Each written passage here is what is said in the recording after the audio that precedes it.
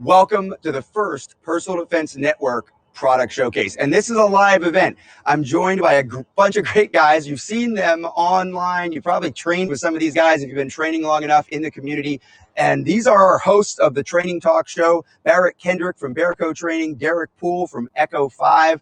You know these guys if you follow Personal Defense Network. You probably also know this guy, Don Edwards with Green Line Tactical, and one of our newest contributors, Kevin Dixie from No Other Choice. Everybody here has a lot of different experience. They've got a lot of different experience teaching as well. And as everybody knows, that's really what we try to do at Personal Defense Network. This isn't really supposed to be marketing, even though it's called a product showcase. You're going to see, we're going to talk about how to use these products. We're going to talk about how they might value you in your preparation to defend yourself or others that you care about. And some of it's going to be way before the fight preparation, and some of it's going to be in the middle of the fight, worst case scenario, incredibly unlikely things that could actually be incredibly helpful for you in terms of saving your life or protecting those that you care about. So we're going to jump right into it. We only have an hour. All of us are going to check the comments later. We're going to be able to jump in there. We probably won't get time for questions now, but if you have questions, go ahead and throw them in the comments and we will get to them. And right now, click share the link, use your phone if you're watching on a computer to share this out. Let's get as many people involved in this product showcase as we can, because this is our first one. We'll do more, and that'll give us an opportunity to see what you want, because what questions you have really are the questions we want to answer. If they're great questions, we'll give you great answers. If they're not so great questions, we'll tell you why. Because a lot of times people will say, well, I would love to have that for X, Y, or Z. That may be great for competition. It might be great for target shooting, but this is Personal Defense Network. Don, let's you and I talk about Steiner. Steiner is a brand that has been around forever. It's known as a high quality brand. So obviously in the professionals world, we know what Steiner is, but in the consumer market, it's kind of a new name. They've got some great stuff. Talk about Steiner. I'm going to get one of those things and come right back. Well, Steiner's, a lot of people know them for their optics, and they are a European company that uses high quality glass in their binoculars and now scopes that they've, I don't know how many years they've been relatively new to the scope market, but they've got a reputation for high quality glass in their binoculars. And that's what a lot of guys are like, yeah, Steiner binoculars. And we've been issued those and stuff like that for a long time. What we got here is a sample of that. It's called the P4XI, and it's a 4 stands for 4 power. And it's what we refer to as an LPVO, or a low powered variable optic.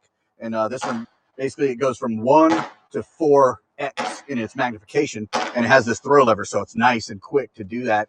If you need one, it's got an illuminated red dot inside of it, so you can run it like sort of like your red dot optic, ready up and stuff like that if you need it very close and no magnification, or you can just crank it over and now you have a scope with a reticle that has 4 power. This one here is set up for a minute of angle adjustment, so it's got a minute of angle style reticle inside of it, and it's a great little option. These are kind of popular for law enforcement patrol rifle use because they're good quality, and there are some places where guys are not allowed to have over, say, 5x on their magnification. So 4 is better for them because they can have at least something on there, and good quality. They're robust. This is a really good option. It's a Steiner mount as well, right? And oh yeah, the mount that's in it is, it even says Steiner on the side, but Steiner provides mounts for you, soup to nuts. The throw lever was in there. And let's talk about that magnification, because low power variable magnification optics is something that we personally, when I was still in law enforcement full time, it was like, no, we don't want magnified optics. But that's something we're seeing more and more for active shooter response in rural areas, obviously. And this idea that you don't want a lot of magnification, limiting it by regulation is one thing. But what are your thoughts on the value for a regular patrol in a dense area? I think it definitely has value, especially if it has the eye box and the eye relief on 1 power that a guy can use as a primary optic in like a red dot, right? So think of it like this. It's not turning your patrol rifle into a sniper rifle. It's allowing you to see and identify that target or that threat a lot better. So being able to crank it up to 4 or 6, like some of the others have, or whatever, gives you the ability to see really what's going on and make a very critical shot if you have to, even if it's at a normal patrol rifle distance. So and they also make a 1 to 5 as well. Yeah, Steiner makes a 1 to 5. The guys out in Texas, law enforcement, are popular with them because that's what they're maxed out at by regulation. Right. So yeah, it's a good quality option. That's All right, we're going to talk about some of the other Steiner products. The first one we're going to talk about is this DRS 1X, and that is a more traditional red dot that we would think of for home defense. It's this kind of thing you see us using a lot more often at Personal Defense Network. Yeah, so this is kind of set up for, if you will, CQB, close quarter battle. It is it functions very similarly to any of your other red dot optics, right? Of various brands. The unique thing about this, or some of the differences about this, it runs on 2 AA batteries. They go in the front. It has 3 different reticles available to you inside of it, right? It's got a 2 MOA dot, which is, you know, pretty common. Then if you hit this power button one time and give it a bump, it gives you another reticle with 2 little hash marks, which can maybe give you a little bit faster acquisition of your target, or help you to range something. It's set so like it goes across the shoulders of a humanoid target at 25 yards. Perfect. So you can know, hey, that's exactly 25 yards, or Moss or Manos, right? And then it's got another setting, if you bump it one more time, that leaves the hash mark, and then it gives a very large dot. I believe it was 65 MOA. So for the idea there is for, like, if you operate in a very close quarters environment and you just need to be able to put a red dot on something real fast and make a hit, that's what that's supposed to. But in that one in particular, it does leave those hash marks, and then between the hash marks becomes a finer aiming Actually, point. the third reticle has all of the above. It's got the hash marks, the 2 MOA dot, and the big dot. So it's, you know, it may seem a little bit busy, but if that's what you need, it really could suit your purposes. Other than that, this thing's it's very robust and sturdy. It's got a wide, it's got a big glass in the back, so it's got a wide field of view, even though it's not really a thing with red dot optics like that, non-magnified, but it's good for if you're, you know, in awkward positions to be able to see that dot quickly. So which reticle is it on right now? I'll have to look. It's on the 2 MOA dot. Okay, so let's put it on maybe the last one. Okay. And because I want to take a look at that, and you've worked with the buttons on this one more than I have. So okay, that's how fast and easy that is. See what you did there. Yeah, see what I did there? That way I wasn't going to screw it up. Now what we're looking at here is, and with our target array, we've got 2 white targets way in the back, and we've got this close-up one. So without even looking through here, if I'm going to come up on this close one, I'm looking for that big circle to just be on the chest, right? So now I've got that big circle on the chest. I'm good to go. But if I want to go back to the further back target, so that big circle covers up the whole chest area, and I actually have a malfunction. That's not good. So good thing this is not an advertisement for this rifle. So working live. When I come up here on the back targets, that whole big 65 MOA covers up the chest area. But if I go to the small dot, it gives me what I'm looking for. So again, you tell me, what do you see? What do you like about the little dot, the red dot with the closer target and the further target? Well, what you were talking about, I think, is exactly what, you know, that dot, the way I would use that. So I have all of the above at my disposal right here in my line of sight. All right, well, let's switch it up. I'll put you over here. I'm going to give you left and right and close, and you give me some multiple shot bursts, and then you're going to talk to me about that D-ball that's on there. Okay. All right, so right. Close. Right. Cool. So you're switching back and forth. Now, because that close one, I just put that big red dot right in the center of that chest. Now, I know a lot of people are going to ask when they look through here and they see this. And one of the things we're going to do is we're going to produce our normal PDN videos. So you guys are going to get to look through the reticle and all that stuff. And maybe that's the one you're watching. But for those of you watching live, you might be thinking, well, wait, there's a little dot and then the big dot's under it. They can't both be zeroed at the same place. How do you deal with that? So if you think about it like this, most of us have had to learn the hide over bore hold for our various red dots. This kind of compensates for that. So if I'm in such close quarter environment, it's below. So it's going to give me a little bit of that holdover that I'm looking for already. So it's not designed to be, in my opinion, a precision shot. It's like, if I have to shoot upper chest as fast as possible because it's very urgent shot, that's what it's going to be great for. All right, I'll let you clear that out. And what I want to talk to you about now is what Don is going to talk to you about. But I want to talk to you about Don. Don is really one of the best known guys when it comes to night fighting. When it comes to teaching the Night Fighter Classic, most of us here on the show have been students of his in one way or another in the dark. And that's one of the things that he really knows more about than almost anybody in the space, and especially doing private sector classes. So I'm really proud to have his contributions at Personal Defense Network in this area. And I'm going to let you talk about that D-Ball A3. So yeah, Steiner also makes lasers, and some of you guys may know them for their lasers. This is the D-Ball A3. It is a Class 1 version, which by Class 1 I mean it's civilian legal, so it is lowered. It's not full powered like some of you guys might have had when you were in the military or something like that. So it's lower powered because these laser devices are regulated by the FDA of what we're allowed to own as civilians, as non-government entities. So, but this is the Class 1 version, or a Class 1 version of what was fielded during the war as the PEC 15 Alpha. So there's the PEC 15 that's very prolific. Steiner also had a portion of that contract, and they developed the PEC 15 Alpha. Same, almost the same, only different housing. So made by different companies, right? This is going to seem very familiar to those guys that are used to that. This has a lot of settings. Some of the settings that are depicted on here don't do anything because they're the same. It's the same writing that is on the full powered stuff. So it won't even switch all the way over. And you can take this training screw out, by the way, and it doesn't make it full power. So it's, they make these housings on the same assembly line, basically. So they're not going to make a special one, but it's the internals that are tuned down, and it's a software and a hardware thing on the inside. So, but it has a green visible laser.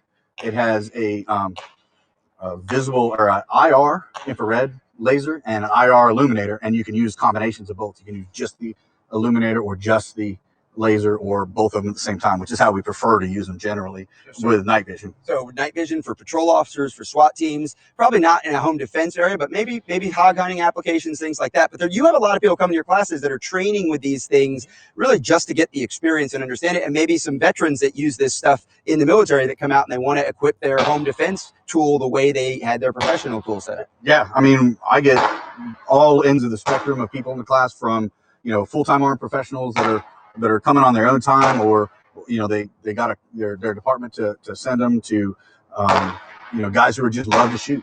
A lot of guys, they love to train. That's their hobby. They don't play golf, right? They love to take classes like this. And then your preparedness-minded individuals who just want to make sure that they're ready for whatever might happen.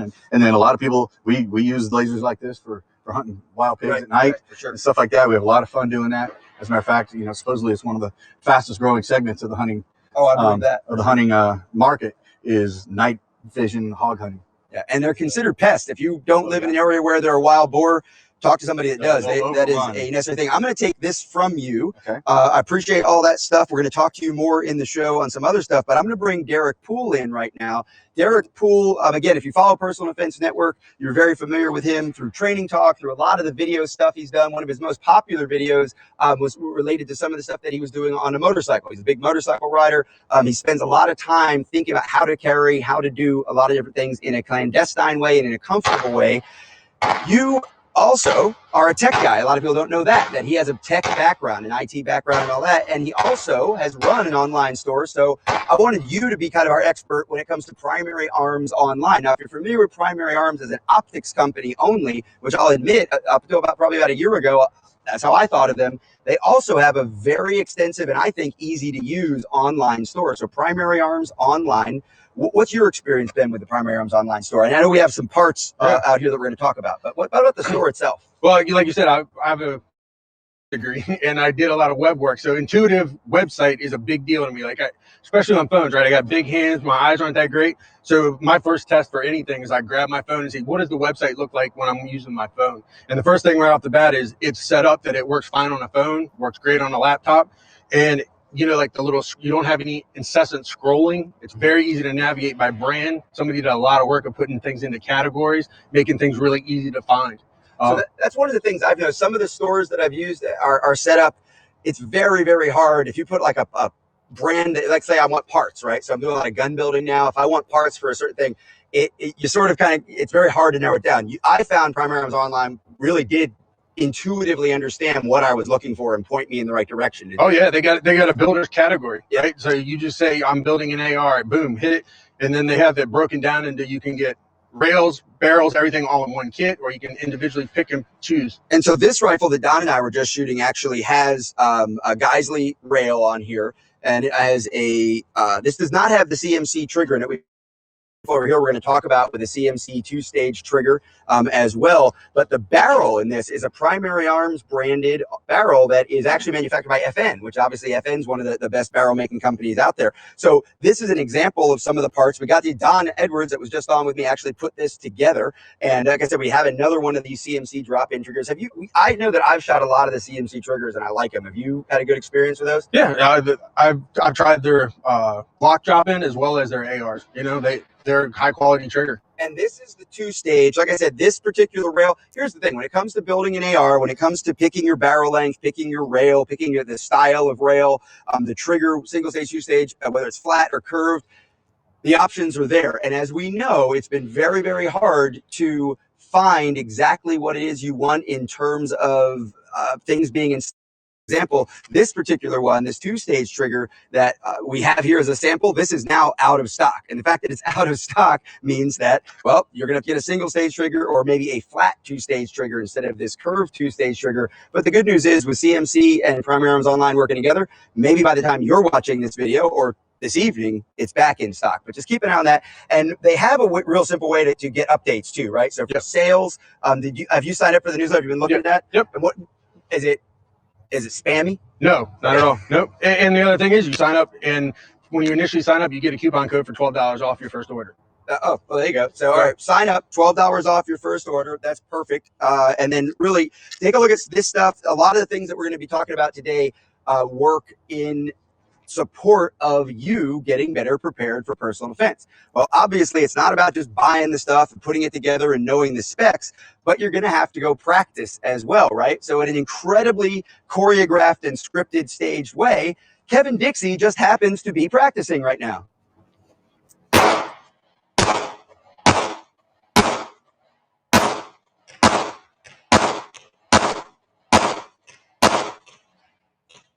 And he's at slide lock. I see that it's clear. You can bring it back up here. So we're going to work. Like I said, Kevin's one of our new guys, so I know he can shoot faster than that. We're going to work on the whole balance of speed and precision thing because that's a little bit embarrassingly tight group for PDN, but that's okay. This is one of your truth pistols, right? Yes, sir. So let's talk about it. Show this off. Let's make sure we get the close up of this. Talk to us about Noah because you are one of our newest guys at PDN. You just wrote a great article. Your first article was published at PDN, I don't know, 2 weeks ago. Got great feedback, great reviews on that. Tell us a little bit about what you do and no other choice training in the personal defense world. All right, so great. So I'm Kevin Dixie once again. I focus on making sure that the everyday person, now we work with military law enforcement and that's great, but we understand that there's more support we can give to that division of units of people that get out there and fight, but also to the civilian market. We need to make sure that Bob the plumber, the lady that works in the office also have the same tools and abilities and access to training as everyone else. So I really put a big emphasis on that. And no other choice means just this, not only being safe, but we have to make sure we're, let's just say, grounded morally, if you will, right? So no other choice means never cause a negative impact to another human life unless you're at the point of no other choice, right? So make sure you're extending God's grace and mercy to others as you will want to extend it to you, as long as you don't allow yourself or another innocent person to be harmed in the process, right? So that's who we are, and that's what I stand for, and that's what I represent. So we want to be safe, but we want to make sure we're good stewards of society as well. All right, and you had obviously a hand in the design and development of this truth pistol, kind of the way it's configured, the way it looks. I did a video, I don't know, it was probably three years ago, GRPC, maybe 2 years ago, where I went in depth with you on this. We're going to let people go check that out, but I wanted you to show it off. Now it's dirty. It is dirty. So talk to me about Ballistol. Ballistol is a company that I've seen their products all over the place for years. Don't have a lot of personal firsthand experience with it. I'm about to get more. I did clean up a gun the other day, seemed to work great, but talk to me. You've studied the product. Talk to me about the product and the company. All right, so good. So I got my hands on a Ballistol, and there's a couple of things I'm going to look for, right? Because, yeah, we have the tool to defend ourselves, but what good it is if we don't keep it in working condition, right? So we have to remember that. So we're going to look, when it comes to our firearm, we're going to look for something that's going to, penetrate the metals. That's the first thing I'm looking for, right? And the reason for that is we want something that penetrates into the metals of the gun to make sure it extracts any of the gunk we don't want there, right? So that's why we're looking for things that penetrate. So it does that well. We also want something that lubricates, right? Something that provides lubrication, because when we draw all that oil out, it's kind of like drawing the oil out of your skin, right? You're going to leave the opportunity for dryness to sink in, right? And with metals, that's a bad thing. So we want to make sure they're getting conditioned. Think about when you wash your hair, then you put conditioner in your hair, right? Same kind of concept. We want I that have kind absolutely of no idea what you're talking Oh, about. yeah. This is what happens when you don't wash your hair and keep it conditioned, right? That's what happens. So we want to make sure that we're looking for something that has those properties. So one thing I do like about it also is the fact that a lot of us, right, talking about personal defense, well, we're going to be also think about that beyond the range and think about beyond just walking around. What about your pets, your kids, your spouse, right? So we have something here that's not going to put a lot of toxic chemicals into the air, right? So when you're at home, you don't have to worry about, hey, I'm going to go clean my gun and I'm also going to make everybody in the house choke. Right, we don't want that uncomfortable experience for our family or ourselves, right? So that's what it is. So what I've noticed though, also outside of the firearm, not only does it give us all those properties, extracting that bad gunk, conditioning the metal, keeping the gun in fighting condition, they're also going to allow this stuff is also conditioned, to work on other things around your home, which is a bonus, right? So now we're talking about it works on wood. This also works on your car, right? So you got leather seats in your car, this conditions your leather, right? So it's a good way to tell the spouse, like, hey, I'm not only buying this, right, to keep this gun in control or in working order, I'm also going to take this out to the boat, the car, in the workshop, the tools, the kids' toys, or whatever the case may be, the tools in your garage. So it has multi-functions, which I really like. And also, we have this handy little thing here called the Flex Clean. It's the board cleaning rope. Here's what I like about it. We've all, in our journey at one point, we went out and we got our personal defense gun, and we got this little box that had all these widgets in it, right? All the widgets. It's like a Lego, and you got to put it together and figure out how to clean. That way you should buy a shotgun, and you should buy a rifle of every caliber. Yeah, absolutely. And so to get away from that, this technology that Ballistol is providing allows for you, especially if you're on the range and you're doing a quick clean, or hey, you just went out and practiced like I did, you just want to get that thing ready, you're going to go to the store after this, you're going to go grocery shopping, just want to make sure that gun's in working order. So you're going to go ahead and get out your rope and think about it like a shoestring, right? So when you used to lace your shoes up, we have a weighted end here, right? This is going to go inside of the bore of your gun, inside of that chamber, and it's going to feed through. You're going to make sure that you put your Ballistol solvent and lubricant on it. So what's going to happen is as you pull through, you got a little puff part here, right? It's kind of extruded out, and then you have a rubber ball. That's going to add friction to the burrow, right? Get some of that force in and drag gunk out. So when you drag it through, you're going to be applying the oil, and you're going to be forcing it out. Then you're going to come again, have some oil on it, and once again, you're going to soften it. You're going to just slowly drag it out.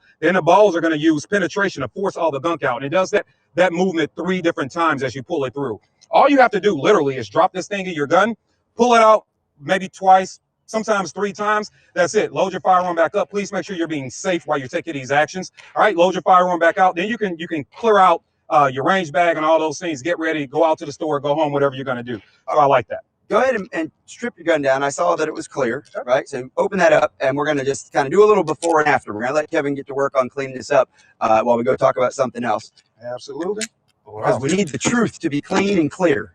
Yes, we do. And it is, if you can't, I mean, it's a mess right now. So just for retrospect, all right, because I knew we were going to be doing. Yeah, I would say it wasn't just the 10 shots, right? Yeah, well, this is here's the honest truth. This one actually, because I knew we were going to have this demo today, it's got about 500 rounds to it, right, with no cleaning. So we're going to go ahead and get this thing in working order and show you the results. All right, good deal. Meanwhile, let's go over here and talk about one of the other incredibly important things when it comes to your preparation for personal defense is how you carry your gun. So if you have a concealed carry permit, if you're in one of, I think we're at, is it 17 states now that are constitutional carry, so permitless carry, which is great. We need it to Probably be 50, several more. right? We need it to be 50 plus Washington, D.C. What we need to do is have a good, secure way to carry our firearm. Now, this is a company that's going to be relatively new, maybe to some of you, because it honestly is a relatively young company. It's one that I've only become familiar with maybe within the last 6 months, and it's Weber Tactical. Now, Weber has a mindset to come to holsters from outside of the holster community and say, let me look at it this way, which immediately resonates with me. Barrett, you are, I think, when I look at the whole array, we've had probably 30 different contributors at Personal Defense Network. You're the every guy, right? You're a family guy. You're active in your community. You're an entrepreneur. You've had real jobs. You go out with the kids. You go out with your wife. You get dressed up. Sometimes you don't wear shoes because you're from Louisiana. You kind of run the whole gamut. And you have provided a great deal of very, very practical advice and training in Bearco Training and at Personal Defense Network for a lot of different types of people. So I know you have a practical mind to this. Talk to me about your impression, or talk to everybody else about your impression of the Weber products. Certainly. I've got, and I'm actually wearing one. Rob was wearing one. In fact, I think all of the guys are currently wearing the trifecta from Weber Tactical. And the trifecta is designed to give you an option to where you could carry the same holster inside waistband or outside waistband, on the front of their body, on the side of your body, whatever your preference is. That's the trifecta portion of that. And we've seen different holster manufacturers that have tried to also do this design previously. And a lot of times what ends up happening is they don't really do everything extremely well, right? They kind of just do a poor job at each of those inside waistband or outside waistband. I think Weber Tactical really paid attention to how to increase the holster and make it better for just those positions. And so the trifecta holster, we've got it sitting out here. Like I said, I am carrying it currently outside waistband, but it has it comes with your different options where you have the mod clips that if you want to carry it inside waistbands, where it has a mod wing that is on there to where and I've got them all apart right now, but with that mod wing, it allows us inside waistband, and as your belt is applying pressure to it, what it ends up doing is twisting and turning the gun, to where it falls closer towards the body. On inside waistband, they've got the discrete carry clips that you're going to have that they're going to be able to come with. Discrete carry clip, the way that it sits on there, it really locks into the belt extremely well. As we're sitting there working with that, it has a single point of holding there. So what that allows really is when you have a single point, as you sit there and change and sit down, it provides a little bit of freedom. And for some people are going to find that it's going to be more comfortable when we're working with that single clip as opposed to two separate clips where it really positions that well. So we've got the different options that come with that. On the outside waistband system, the way that it accomplishes that is it's got another shell that comes onto the outside, and it snaps all of this screwing in together. And of course, we've got the belt loops that drop on there as well. And the belt loops, and the way that sits and the way that I have this sitting on me now, with the belt loops and the way that they sit with a wider platform with that shell that's going over the top of it, what that does is really pulls the gun in closer. And this is where I've seen several other designs that didn't do a very job of keeping the gun coming close to you. So that really allows for that more of that pancake feature. Now, the holster itself is made from a bolt-a-thon, I believe is what they call that, and very similar in appearance to traditional Kydex holsters. Now, I've been wearing Kydex holsters probably going back, 12, 13, 15 years. Over the years of that, we've definitely seen some evolution that's come through, but Kydex itself has always struggled with its the brittleness, where it actually can crack if it ends up flexing a good bit. So this material is not Kydex. It is designed to be more durable, to where you're going to have less of those types of issues coming into play. The holster is designed, you can see currently I am carrying with a red dot optic on the top of it, so that this holster is red dot ready, and that's true with all of their designs. Where they're all cut for that red dot, they're also cut for suppressor sights. Being in that sight channel is going to be deep enough. I've got suppressor height sights on this one now, whether it's inside waistband or outside waistband. And so as we're doing that, you'll be able to really move this holster around, whether it's whatever your gun setup is. Now, why would we want to do that? And really, this kind of comes down to a couple of different options. I know as an instructor, as a trainer, when I get newer students out on the line, a lot of times when we're starting to teach presentation from the holster, have that holster set up outside waistband to where it really provides an additional safety protocols, different layers of safety there where the gun is sitting outside. It's easy for the coach or the instructor to be able to see what's taking place and is going on there, but it also reduces that risk just a little bit because the gun is not inside that waistband that's pointing at the body parts as it's coming in and out. So we have private additional layer there. But where a lot of people are really going to find a lot of interest in this is going to be the different seasons, right? We're doing this right now from hot, sunny Florida. It's probably 80 degrees, but as the different seasons change, especially in different parts of the country, many of people, for comfort, prefer to wear an inside waistband during the summer when all they're doing is covering it up with a t-shirt, or outside waistband during the winter.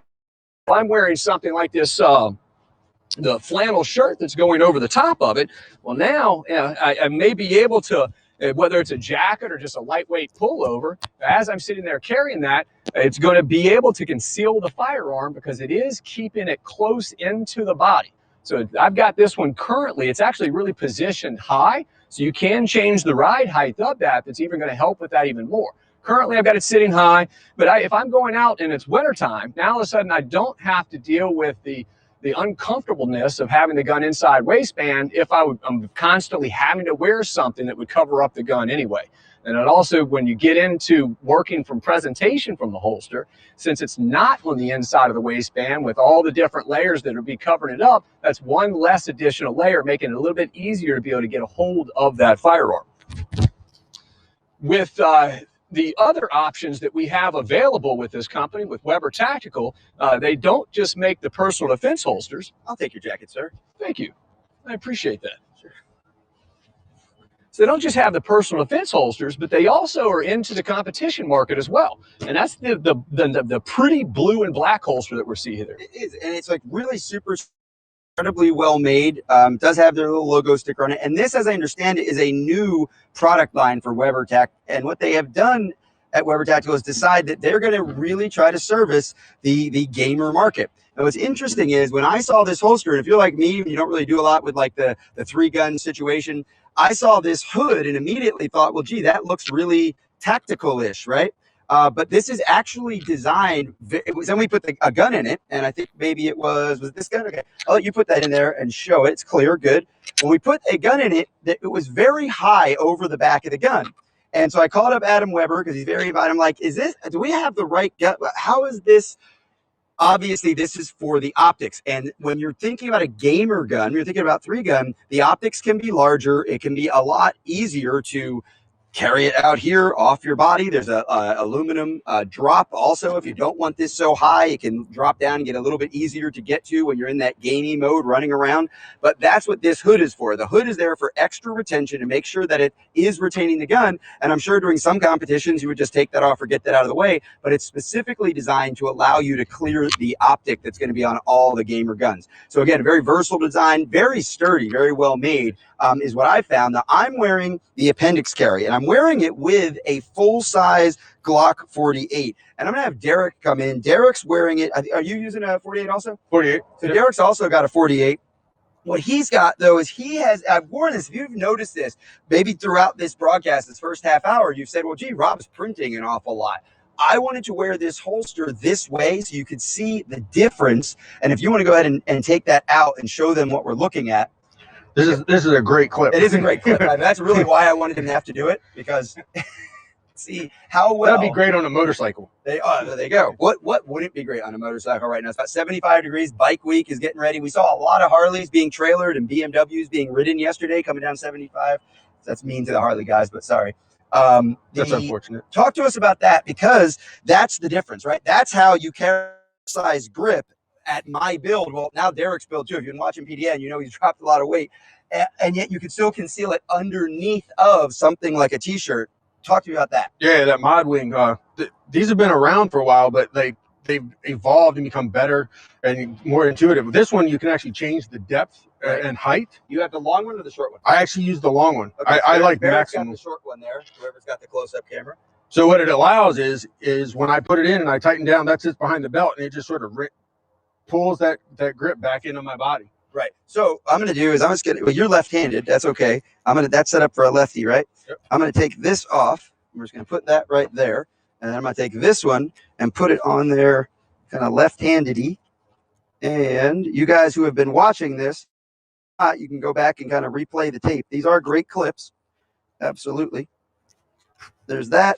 And now what you're going to see is with that little wedge behind my crossbreed heavy-duty leather belt, now it's a completely different experience, right? So now that is much harder to see because that full-size grip isn't poking out. Those of you who've seen my Glock 43L, the idea that I carry a 43 grip with a long 48 slide, that's why, because I can't conceal it without that kind of a wedge. So Weber Tactical is taking care of that as well. And remember, in case that's not clear, both of these holsters are the same holster, right? That's the trifecta. Cool. So that is the Weber Tactical. Obviously, they have magazine carriers. They also have the, and these can be set up, I guess, for inside the waistband as well. That's probably not their purpose. Their purpose is for the tactical market. What else? Anything else on Weber Tactical before we go check on Kevin's gun? obviously that's the package and how it comes packaged, but you do just get all the pieces in there, all the screws that come with that. Gives you the ability to be able to set it up exactly how you want it for your firearm based on the seasons or based on your training with that. So it does give you the ability to be modular, to completely change that or customize for you. Cool. Well, walk with me back over here as I redress myself, and let's see how good a job Kevin Dixie has done cleaning up the truth for us. Yeah, when you want to be dressed before you approach me, you make Look, I wasn't undressing. Well, okay. Oh, all right. That's weird. Okay. Live. I know how you feel about me, though. Great. All right. So, welcome back. So, I hope you guys enjoyed that. That was a great demonstration about Weber Tactical. So now we're back over to Ballistol, and I have definitely cleaned the truth. All right. So I give it a quick little field strip, little clean, and you can see here just to demo that. All right. I'm going to take this white as best you can see it. All right. I'm just going to give this thing a nice little wipe here. And you can see it's pretty white, right? And that was just a field strip. Now, obviously, you can take 30, 45 seconds giving your gun a quick clean, or you can spend 30 minutes while watching your favorite show giving your gun a quick clean. Just make sure you have the right product. I'm also going to add into this, no matter what product you're using, obviously we're hoping you're using Ballistol, but you notice that you see all these components on the table, and you will notice the one thing you do not see is a magazine, right? So I don't have a magazine out on the table with the firearm as I'm cleaning it, because I don't want to have the opportunity to make a mistake in the process and actually put that gun in the battery and have a boo-boo at home or on the range or wherever I'm at, right? So kind of take the magazine and all ammo away from the table before you start that process. But now the truth is definitely clean. This thing is glistening, didn't take long. I let it sit for maybe about 15, 20 seconds just to let the cleaner do its work, kind of penetrate that plastic and those metals. And then I just went to wiping it off. So it works well. So I'm just going to reassemble this thing, right? I'm going to start my barrel back in. You left me. You made me nervous. Oh, you were doing great. All right. So I'm just going to put the barrel back together. Go up here, lock the gun back down, and I'm not going to let the slide ride forward for safety reasons, but there you go. Right. So if you would have stayed with me, that was like a 45 to maybe a minute and a half process just to get it relatively clean. But once again, you can spin and make this enjoyable, guys. Get your Ballistol out, set up your cleaning area. You know, make sure, once again, there is no magazine. I always tell people, keep the magazine and all ammo anywhere out of the room. Make sure that's not something that can actually accidentally be introduced to the firearm. But take your time, really enjoy it. Spray the cleaner, let it sit for 15, 20 seconds. Watch a show, right? Once your environment is safe, watch a show, make it enjoyable. It doesn't have to be so tactical, you know, enjoy yourself. And one of the things, like you said, this isn't like incredibly not noxious, right? It's not, right. There's the issues of what the chemicals actually are, but then there's just the atmospheric issues. You would feel comfortable doing this like in your common space. Just Correct. Put a towel down. Correct. And if you just don't like aerosols for whatever reason, wipes. Yeah. Right. So we take that element out of it altogether. So you can also go to the wipes if you feel more comfortable, right? The dealer's choice. So now this is the table of things Rob's not good at, by the way. So Rob's not good at cleaning his guns. Rob doesn't really like cleaning guns. I clean the guns, keep them ready to go. And so I really appreciate you doing that. I'm now going to have Don come in for the other thing that Rob is not particularly great at and Rob doesn't particularly like to do is sharpen knives. Like, so with my kitchen knives, I generally end up taking them out somewhere to have them done professionally. With pocket knives, I just kind of use them. You know, I don't really carry a knife like I'm going to use it as a primary defensive tool. But if I did, once again, that would have to be maintained probably by someone else because I don't have the patience or the discipline. I know you to be a craftsman, the way you deal with rifle stuff. Talk about your experience prior to this. And I'll say that I'm pretty okay at sharpening knives myself, but not, you know, I'll say I can keep it, you know, I can keep a working edge on most of my pocket knives. Some of them, they never seem to stay sharp. And I don't know if, or maybe I just need to have better knives. But well, these are good knives. Those is Microtech and a poker. These are good. So I hope I don't mess them up. Work sharp. So let's talk to me about. So cool. I guess we'll start out with this one here. This is like an advanced Rob version of the old style. Yeah, with the rods. It's similar to ones that have been around for a long time. I think there's a couple different brands, but so this is a manual or non-electric, and we have the electric one over here. As far as and here's another thing that comes with, I don't know which one of these it came with, but this is and I hope that one did too. I didn't see the instructions, but it's right over there. It's got a handy little reference card. So it's like, what kind of knife are you sharpening? What degree of angle? So if you don't know, I could actually the special bevel edge, you can look at that and be like, oh, I'm sharpening a kitchen knife. I should probably use the 20-degree edge. So that's but you so can. This is the manual. But yeah, so this one here, I can set this for 20. Right. So I just adjust this to 20. It's at 25 right now, but it goes all the way from 30 down to 15. So you can customize whatever angle you need your edge to be at, because I know some guys have really expensive custom knives, and well, even kitchen knives, like you want to be like shallow, you want it to be, versus like a cleaver. But then, you know, even we know, like the more fine you get it, the longer or the less it's going to stay sharp. So that's why you want to be able to do this yourself. I mean, at the end of the day, that's the reason, right? Is you want to be able to do this yourself so that you don't have to take it out, and especially if you're using your knives. If these are hunting knives during hunting season, you may use it 2 or 3 times if you have a good hunting season. Talk to me about what makes this one different and better and easy to use. Okay. Well, one of the things I like about it is, in addition to it being like adjustable here, and you can fine tune it to whatever instead of just having some presets. All the different stone grits are built into this one wand here, whatever it's called. So That's awesome. I don't have to have 3 different or 4 different kinds. I just turn the dealy thing, whatever That's called a is. dealy who, I think. Move, You looked at it. whatever. But it comes with .com. I'm sure, that's what they call it on their YouTube video. But it has a 320, which obviously, if you're sharpening something that's really dull and trying to rough it back up, or maybe a tool or something, and then you go to 600, and then it's got the ceramic one, which is going to be your fine tune, and you just put it on the angle and do your sharpening. And the way you would. The Boker is actually a kind of a big fat belly on so there. this will allow you to follow that as well. Follow that contour of the knife, of the belly of the knife. The other thing that we discovered is really cool about this thing is once you work one side, you just want to turn it over, and this do the is other like side. almost So easy enough for me. This is like, it keeps that angle, and I just pop it over, flip it over, pop it out, flip it over, and switch it around. So I like this. This is pretty cool.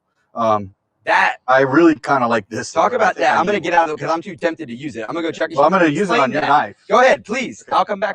But same thing. This comes with this handy cheat sheet, if you will, that I think is pretty cool. So pocket knife, hunting knife, if you don't know what you need, it says go with a 25 degree. So this has a resettable or angles for 20 and 25. I don't know if you can see what I'm doing right here, but all I do is I flip this lever up or down, and it gives me one or the other. So if I flip this up, it gives me the 20 degree angle on the knife. If I flip it down, it's preset for 25. So it's kind of a no frills kind of thing, but it gives you the 2 major ones. The other thing is it comes with these belts. Right now, this is the 220 grit. It comes with an 80, a 220, and a 6,000. Obviously, the 6,000 is for the super fine polishing. And here we go.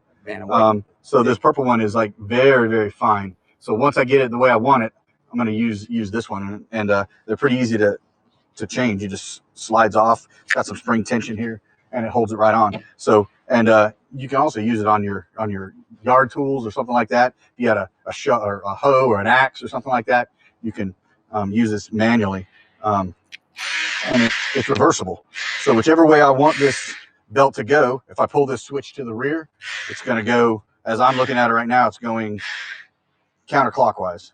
If I go forward, it's going, actually now it's going counterclockwise. This way, it's going clockwise. So I can change the direction of the belt without having to change how I'm holding the knife, right? So I can put the knife in here, turn it on, and just pull it through, okay?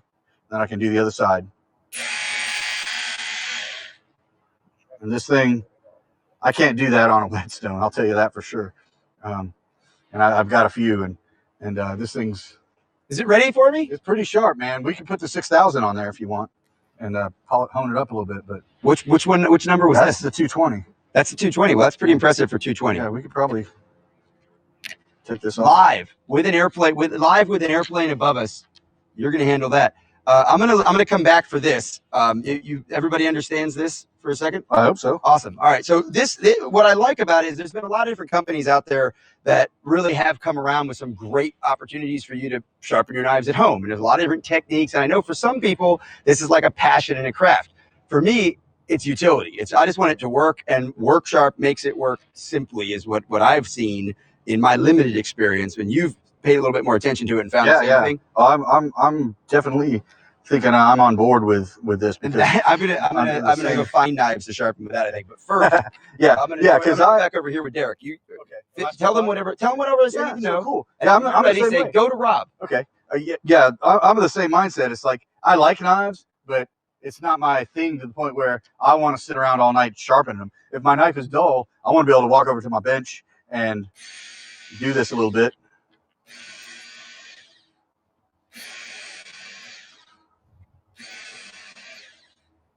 Get that? Oh man, dude. I'm gonna keep this.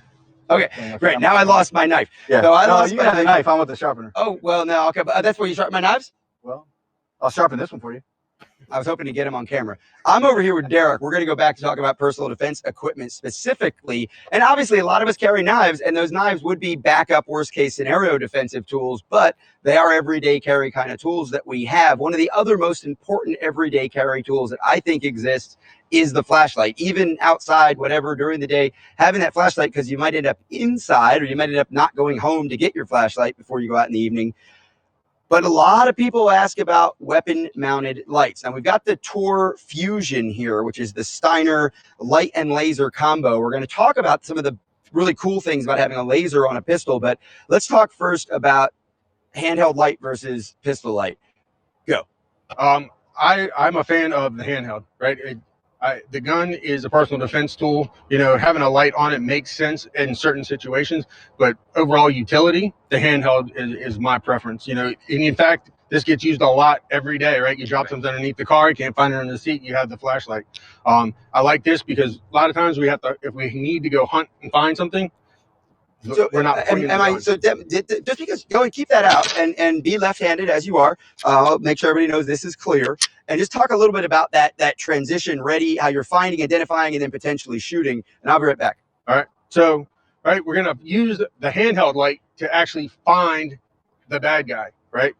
Once we've found what we're looking for, if we do need to engage, then we can drop it. If you have a lanyard, whatever, drop this and then engage, turning the light on as you drive the gun out. Right.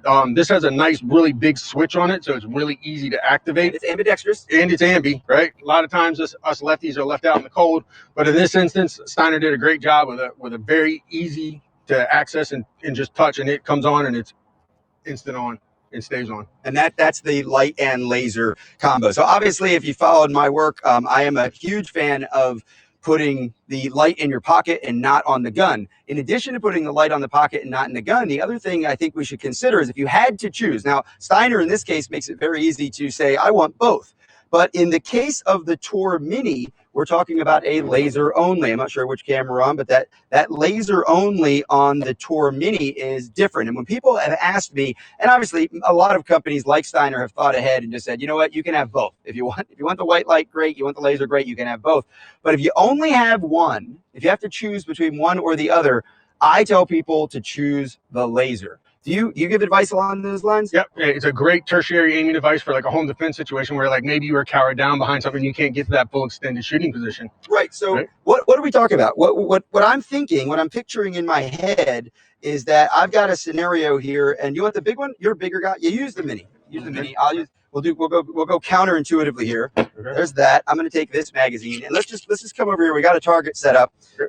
So what am I talking about here? And the idea is that if I have this gun, which I'm now going to go ahead and make hot, and I can get it to my line of sight, well, then I've got the sights as an option. I might have the red dot as an option. If I have a light or a laser, I'm driving out, maybe I'm using the size of that white light, right? If it's a white light halo around the target, I could maybe use that intuitively as well. If I'm focused on the target, I know if it's lit up. But here's the thing with the laser, and this is one of the big complaints we've had about lasers over the years, is this idea that, well, if you put the laser on the gun, then people are going to shoot like this so they can see the laser dot. Well, we don't want that. We want the gun in and parallel with the line of sight. So the laser isn't really there, as people sometimes say, well, do you want a red dot sight or a laser? They're not the same, right? The laser is there for when I can't get to my fully extended shooting position, so that if I am injured and I end up here, and you can see I've got that dot on the target now, that red dot, if I, for whatever reason, can't get into a full shooting position, I can still get hits on the target based on that red dot telling me where, this red dot laser, not red dot sight, telling me exactly where it's going to be. And this can also, I'll clear this real quick. This also is great for injured shooter situations. So if I'm in a situation where and I'll let Deryck demonstrate, right? He's left-handed. That's why the gun's in his left hand. He gets knocked down to the ground and he can't get to an upright position. He can't get into a shooting position. Maybe somebody's on top of him and he's holding that person off, but somebody else is coming at him with a steel-toed boot or something in his face. From that position, he's got a green dot on the A box and he can go ahead and fire that shot when you're ready.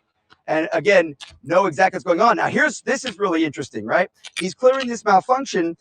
Why did he get a malfunction? Well, he got the malfunction because that's an unsupported platform failure. When we talk about an unsupported platform, what we're talking about is the gun is not stabilized for proper absorption of the recoil by the recoil spring. The slide doesn't go fully back and forth relative to the frame. When the frame moves, the slide moves with it. Sorry, when the slide moves, the frame moves with it because it's unsupported.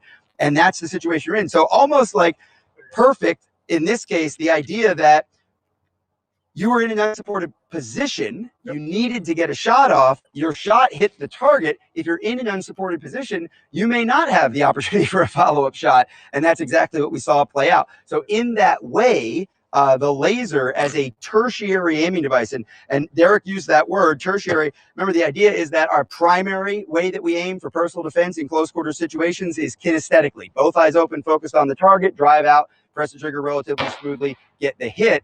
And when we're in situations where what we're talking about is not going to be good enough, it's not close enough, it's not intuitive enough for unsighted fire, we go to sighted fire. That's our secondary aiming method, is the iron sights or a red dot.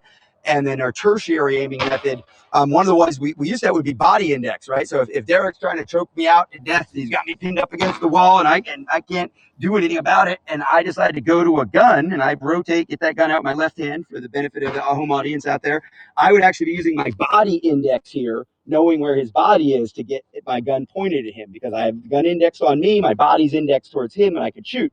If I break away from him and I had a red dot or a green dot on his chest, well, now I can also shoot from this position or maybe transition back into my good extended position. So the laser expands the circumstances under which you can use a defensive firearm. And that's why I like the laser as the option over the white light, but with the Tor Fusion, you can have both. I'm going to get out of the way. I've been involved in almost all these. I'm going to have Don Edwards and Kevin Dixie come in here and talk about single stage and two stage triggers, which they have examples of over here. And then we'll be right back. All right. You want to start with it? I guess start with what do you have in there? I got a two. I got a single. Yeah. All right. Can they lead you You through clear? it? All right. Yep, you are clear. Good. Well, all right. So this is a single stage CMC flat bow. It's one of their, I think it's the first one they ever came out with. It's a 2.5, 2.2.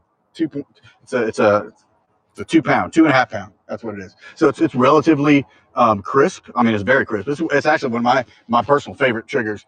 Any gun that's like I call it daily driver, kind of like a CQB, burn it down, not a precision rifle. This is the trigger that I usually go to in it, and I really like it a lot. Single stage means basically you got one distinct break of the trigger, right? That sear breaks. I don't know. You use anything like this on yours? Yeah, I like single stage. I also like two stage triggers. Right. I think there are pros and cons to both, depending on how you're using them. But there is one thing that I don't think a lot of people get a chance to really ask. So I'm going to ask you here now, so we can help educate the audience. When you say 2.5 pound, can you help everybody understand what that means and what you should consider when you're considering that weight of what you put into your gun? Right. So this one doesn't have that, but if this was or are you talking about just a 2.5 pound trigger? Yeah, 2.5 pounds. So that's how much pressure I need to put on that trigger in order to make it break and go off. Right. So that's why we always say finger off the trigger till you're ready to shoot, because if you have a trigger that is fine like this, and that's relatively fine for a defensive trigger, it's probably more tactical. You can make it go off before you're ready. So making sure that you're ready to make the trigger go off, right? And my hearing just shut off, so let me just take them off. Perfect segue to the suppressor set. Yeah, right. So I like that 2.5 pound because it allows me, it gives me the ability to shoot faster. Right. So if I need to put multiple rounds to the high center chest as fast as I can, because my motto, whoever puts the most rounds in the other one in the shortest period of time is has the odds in their favor anyway. It's a long motto, but it is accurate. Maybe it's a mantra. Oh, okay. I like it. Or an axiom. But but yeah, I like a lighter trigger as long as I can feel the break and whatnot on it. Now, a 2-stage trigger is something that most of us personally put into like a designated marksman or a long gun. I'm not sure what you typically use. Well, that's kind of my advice. Whenever Yeah. we start thinking about 2-stage, right? One benefit of the 2-stage over the single, if this is a thing, all right, now you can eliminate this or minimize it as long as you're practicing safe firearm handling. But because you do have 2 stages, right? You have slack, right, where you basically come back to a wall and then you break through, and that causes your gun to fire. Well, if you're worried about safety, right? If you're not worried about your mechanics being on par yet, you're kind of new to it, then I would probably go with a 2-stage, right? And if you're doing something a little bit more precise behind a rifle, a DMR rifle, or something like that, or you're taking longer shots, then maybe something like a 2-stage, right? Because a lot of people will use that slack time to basically make sure they're holding still, get their breath under control, and then break that shot. So definitely some benefits to it. Yeah. So and then also long gunners will do a 2-stage because they want to have it just ready to go, and it's that last little bit of boom, Boom, you right. know, so that they can be a lot more precise about what they're doing with a 2-stage.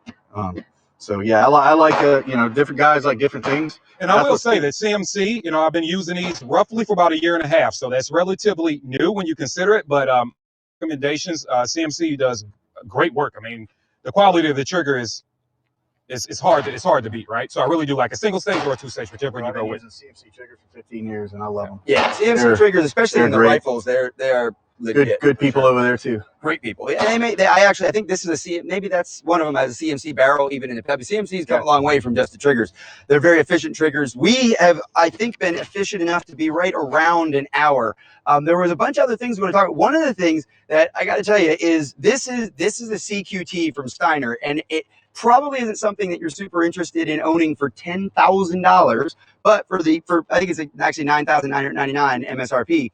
This thing is like video game technology, and this eventually is going to be a $1,200 kind of thing. Right now, super high end, justified for military law enforcement environments, things like that, for hunting in the dark. What this is, it's a red dot, like you would normally have like a red dot kind of square field of view, heads up red dot. Superimposed in there is thermal imaging, and I know that you can't see that right now on live, but go look at some of the videos I've been putting out. I'm going to put more out on. Most important advice I can give you, if you get one of these for hog hunting or because you have $10,000 to spend on what is a really trick video game, like it only happens in the movies kind of integrated thermal optic, don't put it on a gun for the first 2 weeks you get it, because all you're going to want to do is be like, wow, that is amazing. And I don't want you pointing guns at people. I know you guys have looked at it. What did you think? It's pretty wild. I was thinking, how can we put this on a rifle and actually play with it? Yeah, I mean, you got to hunt high. I mean, don't put it on an actual rifle. Don, you have used thermal and night vision more than any of us. What do you think of the integrated technology? The integration, we call it fusion. Fusion when you were talking about night vision and thermal. This is a different kind of version of it, and it's the thermal imagers the thermal imagers are getting smaller and smaller and smaller. We have some that are slightly larger than a Bic lighter that will attach onto a night vision goggle, right, and give you that thermal overlay. So what we're seeing here is just more evolution of that. That gives a guy heads up. So you're using your red, maybe you can't necessarily see everything that's over there. Well, there's something over there. Oh, that's a person, or there's something that needs my attention. But you just got to remember that, whatever you pointed at, you're pointing your gun at. And that's why it's an offensive tool primarily. This is maybe for hog hunting where you're going after that. Yeah, it is not designed. It's not the home defense kind of everyday thing. I get it for $10,000, but it is some really advanced technology, and it shows what Steiner's capable of and where the market is going. I really appreciate you guys joining me. I made a post on my social media earlier about the fact that I'm pretty extemporaneous and improvised. There's no script here. There's a list of 6 things that says open, and we even forgot to put close on it. This is the close. Guys, thank you for being part of the first Personal Defense Network product showcase. Thank you for watching and for sharing and for tagging. Throw some questions in there. Let us know what you think. Let us know what you'd like to see more of this, less of that. This part was great, not so much on that. Not the products, because the products I think are all pretty interesting, but really the way we presented this. We definitely want to hear from you. Register for the free email. If you're not getting the free email from Personal Defense Network, do that. And then maybe think about becoming a gold or a premium member as well. Thank you very much.